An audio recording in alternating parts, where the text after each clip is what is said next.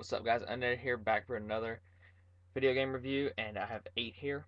Well, actually, I have 5 and 1, so it's even better. Sorry about the lighting. I'm in a different location and I use lamb, so you have to excuse the lighting. Also, take note that these games are here.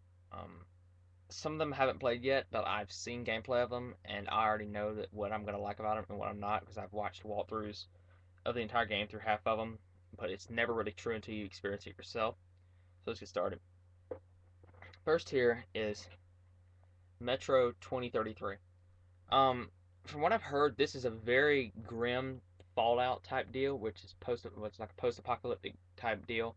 Um, when you go on the surface, you have to wear a gas mask. The filters only work for so long, and I heard that whenever you go to like loot something or someone, you you actually move your cursor or whatever to their grenades on their, like right here, their shotgun shells. They have a knife on their side. They have a gun on their back or something like that. And I also heard and I've seen this, whenever you actually go to like your options menu or whatever, there's no menu. He holds up a clipboard with a lighter, and the flame flickers in the direction you're supposed to go, which I thought was insanely cool. And from the gameplay I've seen of this, the graphics look very, very realistic. Um, I will admit, during the gameplay, I jumped once or twice, so that's always a good thing. But I'm gonna end up going and play this right after I get done with this video, just to experience it for myself. And I'll probably end up doing reviews on most of these, even though they are old games. I mean, I just like to get my opinion out there. But yeah, that's Metro 2033. The next is actually got this one by accident. I didn't mean to pick up this version of it, but I mean, I don't even know what it actually includes, so I'll just show it to you. Batman Arkham Asylum Game of the Year edition. I didn't know I got the Game of the Year edition. I thought I was paying $19 for it. I paid $26 for it. Holy crap! All that for just 4 regular little challenge maps, and I don't even know what a challenge map is. It sounds just like a sort of a Fight Club type deal where you just fight wave after wave after wave of enemy. I'm about 45 minutes in this already, and I already like it. But the problem with it is there's not really that much of a sense of direction. I mean, you have a mini map and all that. I understand that, but when you first get into the game, you have to figure literally every little thing out about this game. There is no help whatsoever except 1 or 2 gadgets. You have to find your way. It is a bit annoying because I mean, you'll think something's right above you, and come to find out it's actually 2 floors below you because the map doesn't have layer detail on it. Other than that, this game is great. It has very realistic looking graphics, and I'll say this now, Killer Croc, what happened, man? I mean, did they like literally mutate the crap out of this guy? I mean, he Killer Croc's actually scary in this one. Um, the gadgets are really cool as well. It's the batarang, except I don't understand why you can't catch them. I mean, I've seen in the cartoons and in the movies, he'll throw a batarang down a 4 foot long hallway and it'll come right back to him. In this one, I've thrown it down one that's about 30 or 40 yards long. It's went to come back around and it disappeared right before it got back to me. Whenever I throw it, you have to move so far back from an object, or else if it hits it, it'll automatically just knock it to the ground. Oh well. I also know something about this here. The way his cape moves is similar to the way one of the another character's cape moves in one of the other games I have right here. I'll be reviewing that one just a second. It's really cool the way his cape moves. I mean, he literally moves any way you move, his cape will move. And this definitely deserved Game of the Year. Except I would like it if they included a few more, well, items in it. Other than that, it's perfect. This one, I've been a bit skeptical about getting this one because I'm a big fan of Valve, and that probably says it right there. I'm a big fan of Valve, especially with the Left 4 Dead series and Team Fortress 2. But to be honest, I didn't think I would like these at all, and they've started to grow on me. I've put about 6 or 7 hours into them already.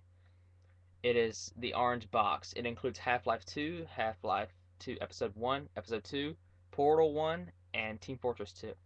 Team Fortress 2 is, yeah, on the Xbox it's okay because I mean they have literally watered it down so much that complete crap on the 360. Um, Portal Portal's not bad. It's just that it takes a little getting used to figuring out the puzzles. But once you do, once you figure out one or two of them, the last two, the next puzzle is usually the last two you did combined pretty much. You just have to figure it out. And the graphics on Portal are very very good. The Portal was made back in so what like no later than 2008 I think. So yeah, and Half Life, I'm playing through Half Life 2 right now, the original one. I'm not going to go through the other ones until I get farther along. Half Life 2 is actually really good so far. The only complaint I have to say is that I think the enemies are a bit overpowered. I mean, I put 5 or 6 rounds into their head, they shoot me with 5 or 6 shots, I'm dead, and the levels aren't the easiest to navigate. You have to literally walk around for 10 minutes to find out where you're going to go next. Once you get into it, you'll find out exactly you'll find a little more uh, sort of moments where you get off the beaten path and you'll find like a secret cache of weapons, which is what is very enjoyable. But there's really no sense of direction in this game. Other than that, it's perfect. The game is perfect. Um, so this is the best deal you can buy. This was I'm a pro member, so I got it for $23, and this is 5 games in one, and each of the games will take you about 10 hours to beat, 10 to 15 hours to beat. You cannot get a better deal than this. This is the best gaming deal, and it's all in one disc, which is so convenient. All in one disc. Really, really, really awesome game. All right, this one I was a fan of the first one for a little while, and then it got really, really, really boring because once you fully level yourself up, there's literally nothing to do. This is Crackdown 2. I've yet to play this one. I'm going to play that one after a while. From what I've seen so far, it's just Crackdown 1.5 pretty much, with zombies added into it. That's all I can tell. The graphics are a cel shaded look, and I'm a very big fan of cel shaded, but that depends on what you're playing. And then if it's like in Borderlands, nah, it's alright in Borderlands. If it's like in one of those I have, which is Prince of Persia, it's pretty cool. From what I've seen so far, it's a great game. It's a 3D, excuse me, it's a third person sandbox open world shooter. Really, really fun. You can go almost anywhere. You can do almost anything. This is what Grand Theft Auto should have been. I'll take note. I might review each of these individually by themselves after a while. So this one is well Prince of Persia. I've never played Prince of Persia before, and it just sort of caught my eye because of the cool cover on it. I mean, this is like such sweet box art. This is what box art should look like. This was everyone was even saying this was a sure contender for game of the year. I mean, if IGN says something like that, they usually that's like that means they're great. Even if they say game's crap, it's usually good. Yeah, this is a Prince of Persia. It's an open world parkour type game type deal. Well, I think it's open world, and it's you use parkour, which is similar to it's like running and jumping to overcome obstacles. Like if you have a 3 foot wall beside you and there's a barrel there, you jump on top of the barrel and you bounce on the wall over the other wall in front of you. You use motion and momentum to get over to overcome obstacles. This is it has 2 discs. The bonus content, I never I never watch bonus content like this.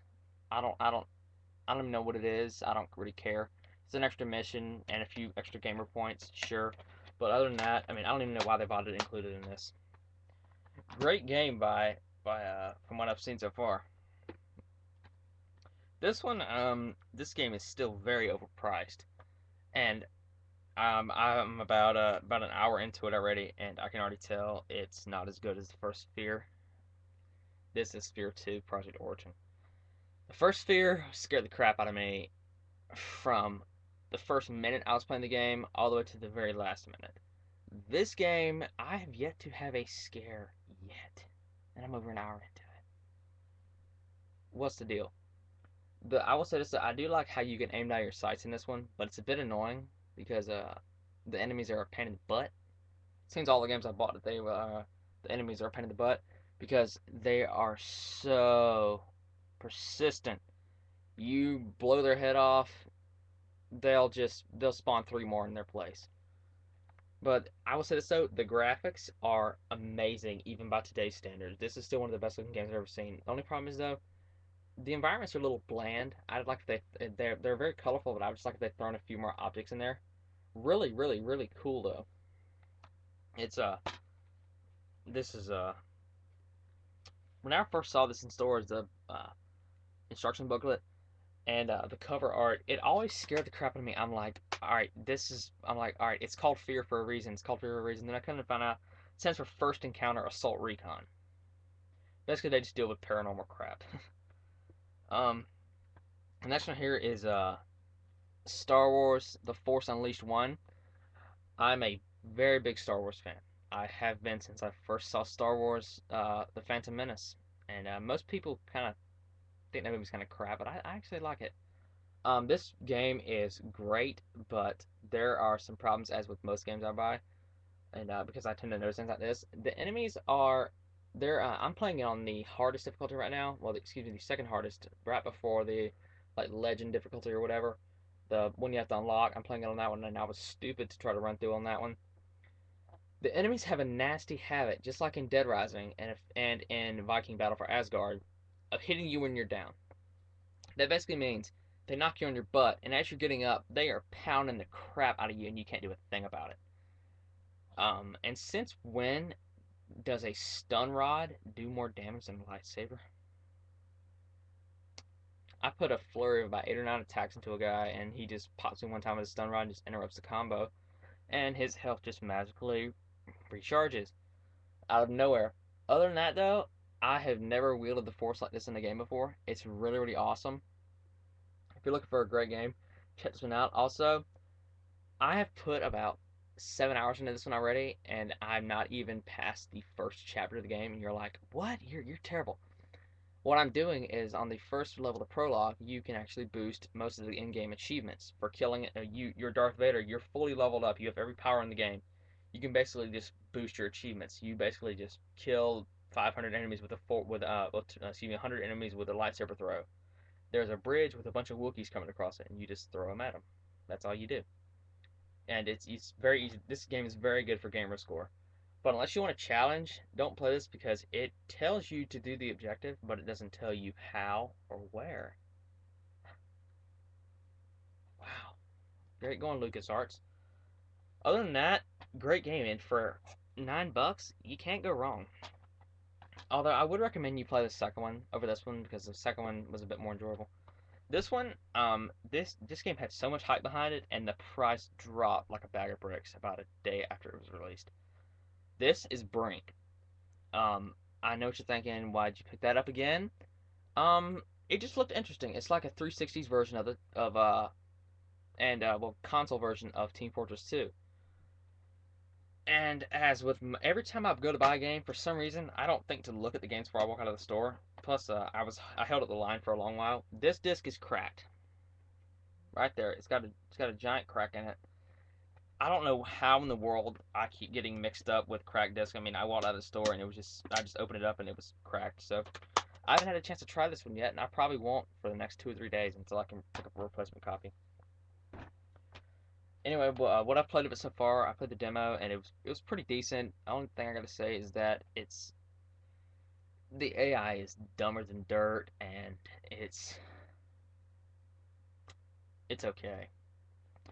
All right, guys, thank you very much for all the views and all the support on my channel. Um, I'll be doing some gameplay pretty soon since I got new internet and my internet is running faster than ever. Um, so yeah, and these are all the games that I bought. So, and I'll give you guys one last little look at them right there. I would recommend you guys pick up every one of these games except Crackdown 2. Play the first one and then play the second one. You'll just so you can see the difference because the second one has slightly more to do. All right, guys, thank you very much, and don't forget to comment, rate, subscribe, like, favorite, whatever the works, and I'll see you guys later.